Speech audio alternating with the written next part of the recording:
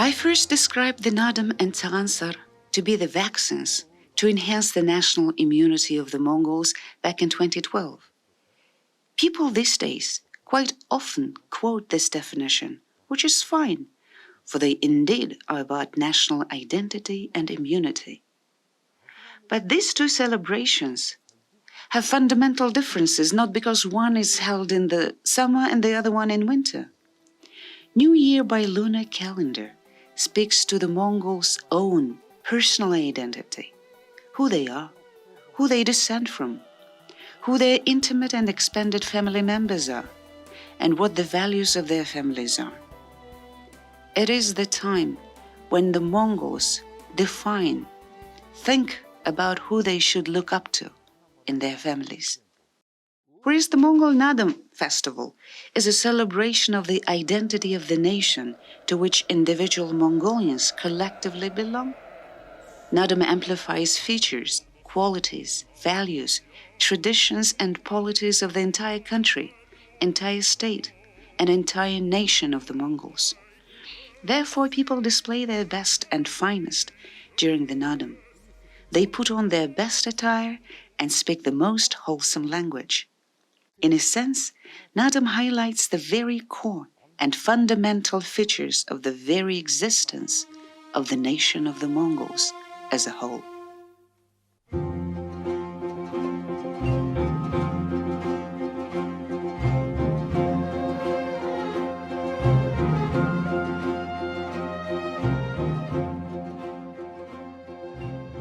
I explored the nature of music as a psychological process and looked into the capacities, resourcefulness, and specificities of the Mongol music, studying the underlying philosophical and religious tenets and beliefs. To me, music is a collection of live, tuned sounds. Where does this life of music come from? This life, in fact, is rendered by the man who writes that music. And the nature of the life-rendering man defines the various qualities of the music.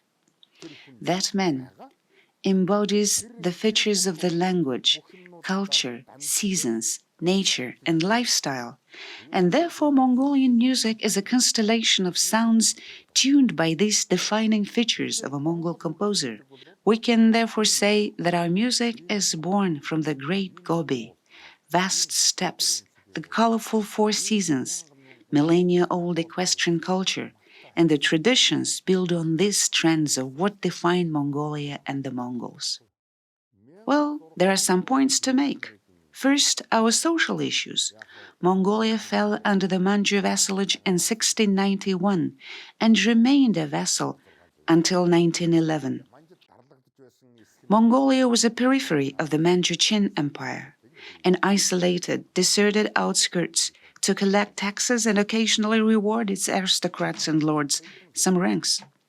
So in those some 200 years, until 1911, no foreign culture entered Mongolia, and no Mongolian culture left its boundaries. However, look at what was happening in Europe at that time. They had already been burning coal and industrializing. Beethoven, Mozart, and Bach were all writing their masterpiece symphonies and operas. So on the one hand, we were left behind the world culture and arts for centuries, but on the other hand, we were able to preserve the pristine uniqueness of our arts. We were not hammered under the influence of foreign culture. Yet, in the past only some 30 years, we have witnessed how horrendously our culture is being Americanized or Koreanized. In the preceding 7 decades, our culture was Russified. Our culture was frozen in the earlier 300 years, so to speak, canned and preserved. Looking at it from another angle, our culture conserved its originality and uniqueness, and therefore, in the eyes and ears of, say, English or Japanese, our culture is truly authentic. Our philosophy is quite intriguing. In 1934, some 51 young men and women, including legendary Namdag, Natsag and others, were sent to Europe for studies. Upon their return, Namdag became a dramaturge, and Natsag wrote a drama «Очертая толгой». This is the first largest work adopting Western philosophy. In other words, the Mongols had already reached the West and learned about Shakespeare.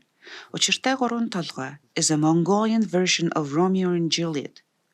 We maintained the Shakespeare type of philosophy up until 1990s, when we made a shift to our own philosophy. And that our own philosophy, combined with the Buddhist teachings, produced unique works such as Slaughter's Tamokkoitur, The Throne Without a Seal.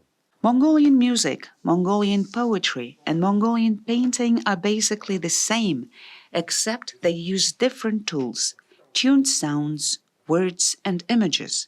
So I'm a poet writing with tuned sounds, and Laosurung is a musical composer with words. Fundamentally, we're the same. Why is Mongolian music so widely appreciated? Why is Mongolian culture so valued in the modern world? It is all because the Mongolian music and arts are pristine and are born by millennia-old culture and worship of the heaven, the Tengri.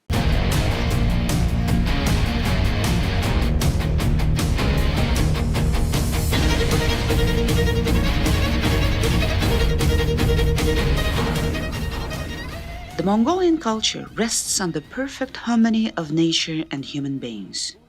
It may be true that the Mongolian music is deeply valued by foreigners for the very virtue that perfectly reflects and embodies this harmony.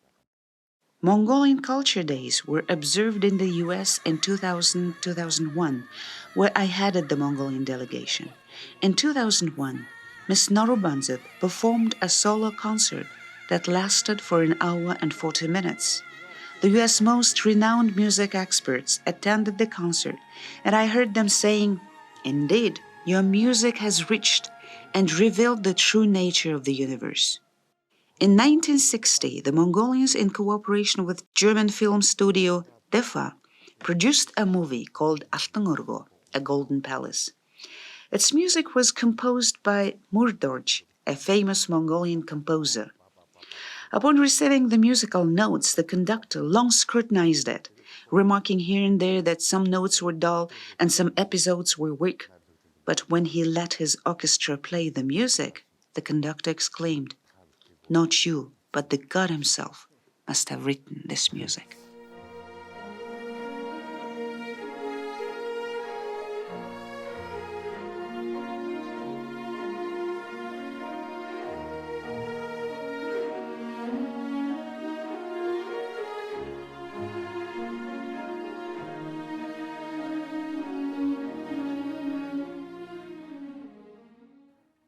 Please do not get me wrong. I'm not saying at all that Mongolian music is better than Russian music, or Beethoven's music, or Mozart's music. It is just different. Being different is already a fine quality. It is a worth.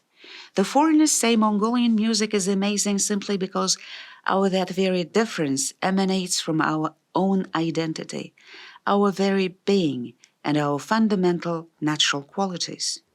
Emulating or copying the culture of others is suicidal for the culture of that particular country.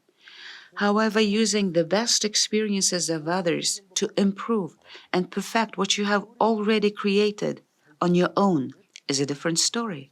It is about progress. Spanish guitar, Italian violin, Russian garmon accordion, and Chinese houcher violin are peerless. These are what make the Spanish, Russians, and Chinese unsurpassable in the world. Mongolian horsehead fiddle Murunhur, our long songs are equally matchless. Humi throat singing is a natural music. So as we as a nation aspire development and prosperity and create our own wealth, we must know and feel such aspirations and creations of others. Without knowing others, their creations, and their wealth, we can never succeed in reaching the global markets and stages. Why is the Mongolian rock band The Who gaining so much popularity worldwide? Having mastered American rock, they applied Mongolian epic singing, Humi, Mongol dance elements, Mongol design, and Mongol rock on top of Western rock music. And here they are on the global stage. Then what about the Mongolian long song? True, the Americans described it as amazing, but that does not mean that by simply singing the long song we are already globally competitive. What we must do now is write operas with the spirit of long songs. In that way only will the long song reach the global arena. There are some 27, 28 operas written by Mongolian talents, such as Sharov, Gonchik Sumlai, Murdorj, Damdin Suren, Natsag Dorj, Bilag Jargal, and others. Why has, up until today, not a single Mongol opera been performed internationally? It is we, the elder generation, who have to prepare the foundation for the next generation to create Mongolia's artistic and intellectual wealth. By the theories we have developed, wisdom that we've gained, and practical experiences that we have accumulated, that new generation of scholars, writers, painters, poets, and composers of Mongolia.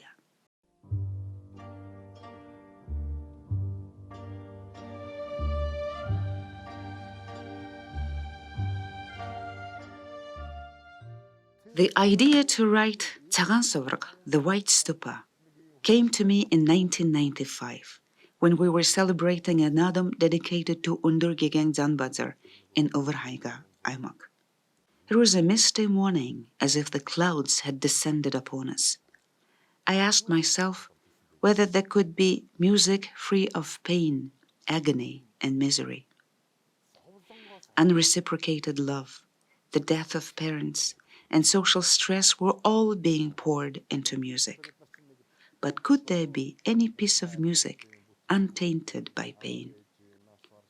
The answer to this question I found in the glory and grace of the Holy Zanbatsar.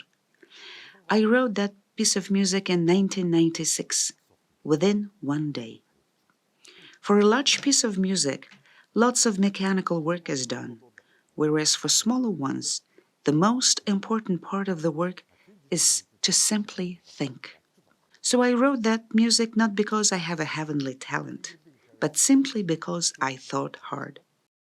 The music to the film Mantrat Tsinghatang, The Wise Queen Mandohai, is an hour-and-a-half long music.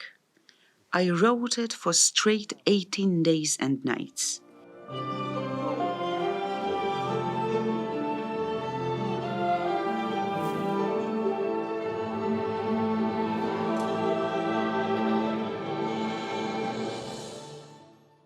Writing a piece of that magnitude within 18 days is a result, I'd say, hard thinking.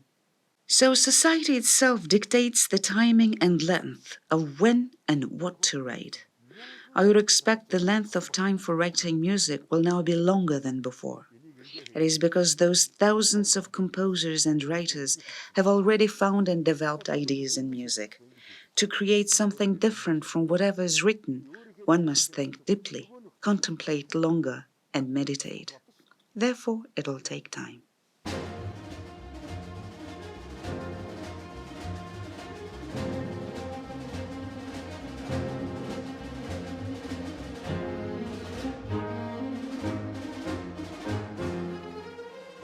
Murunghor is an alive instrument with a live sound.